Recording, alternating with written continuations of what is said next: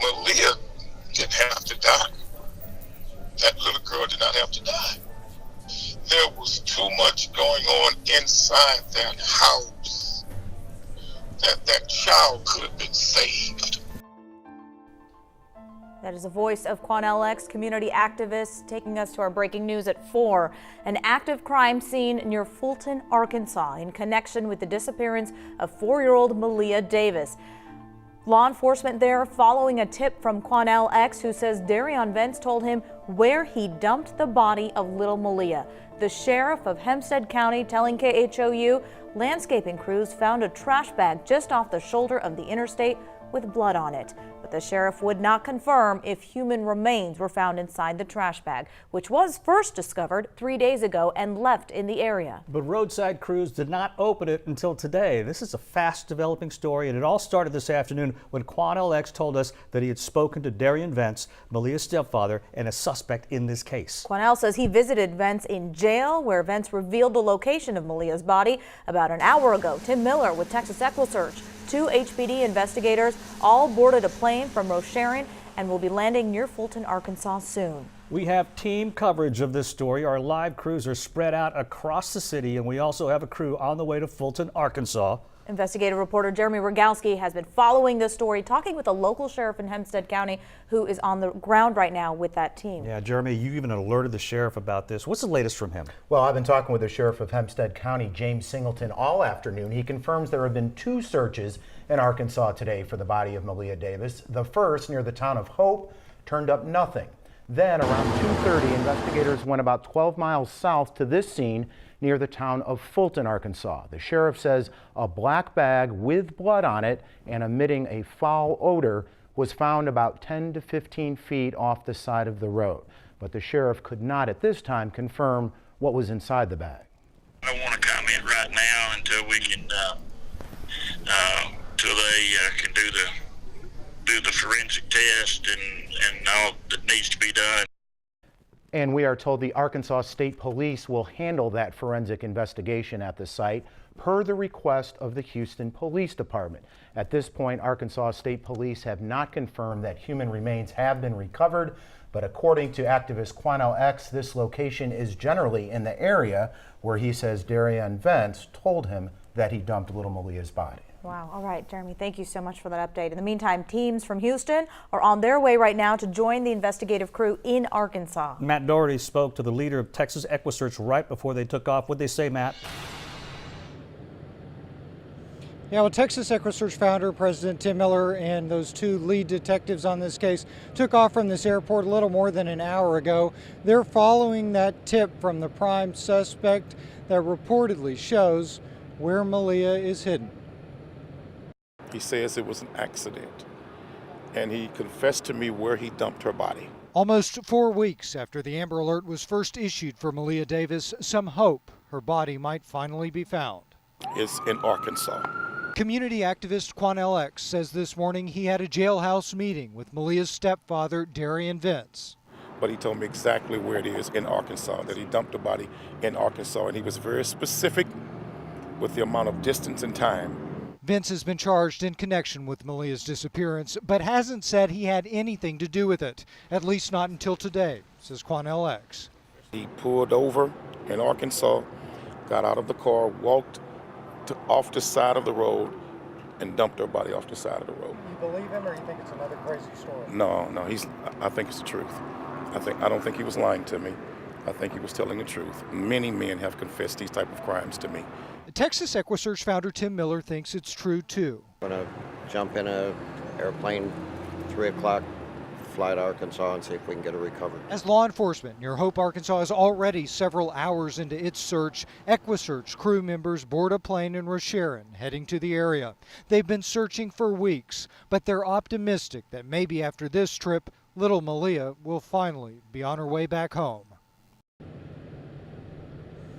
Now, that plane that took off from here a little more than an hour ago should be landing in Arkansas any moment now. Those 2 detectives and Tim Miller will then get on the ground and join that search that's already in progress. Guys, back to you.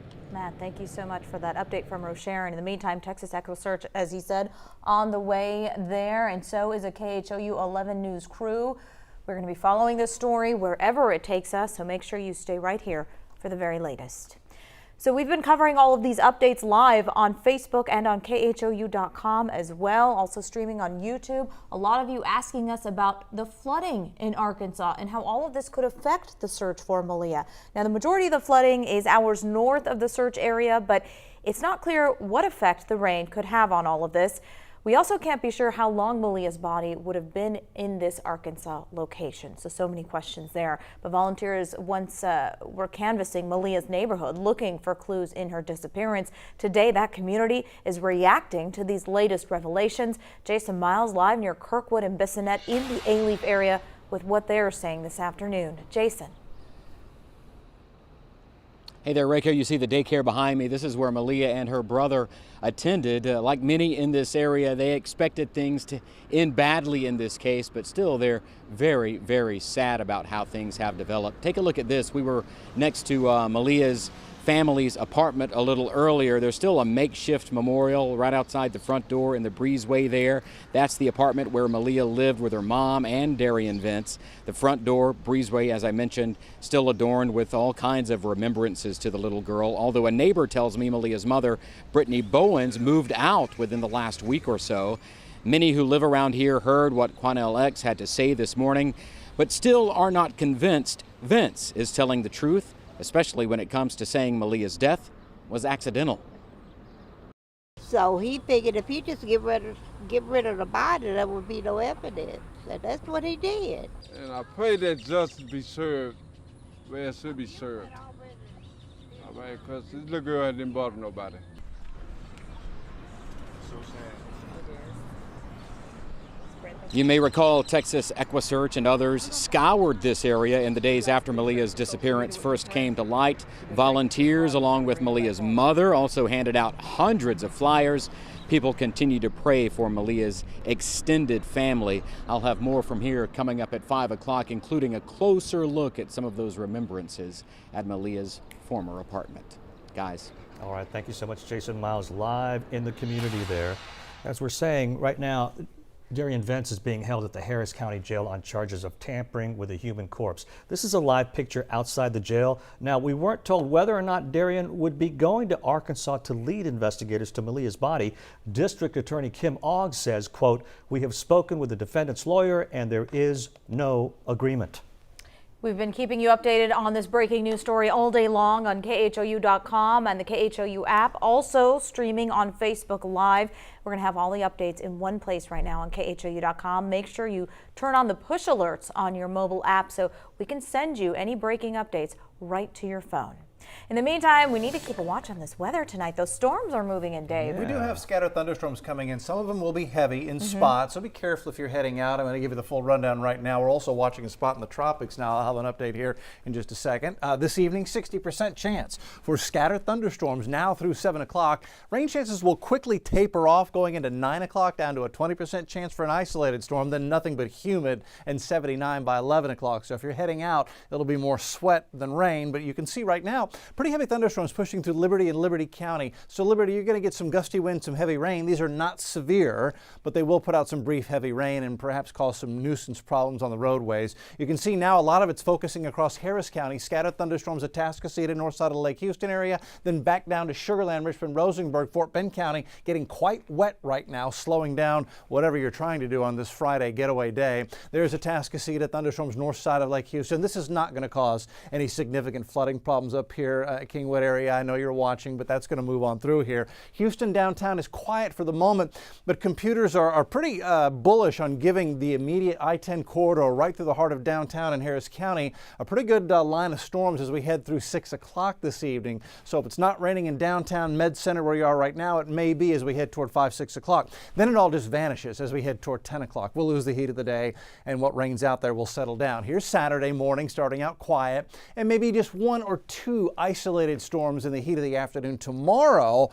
But then our eyes are going to turn to the southern Gulf of Mexico, where a small area of thunderstorms might try to develop in the far southern Gulf of Mexico. That may move into Mexico. I'm not overly concerned about it, but coming up, we'll talk about what impacts that could have up here with rain chances going up next week when I see you again in a couple of minutes. All right, thank you so much, Dave. Make sure you download the KHOU app for the latest weather alerts. We'll be right back.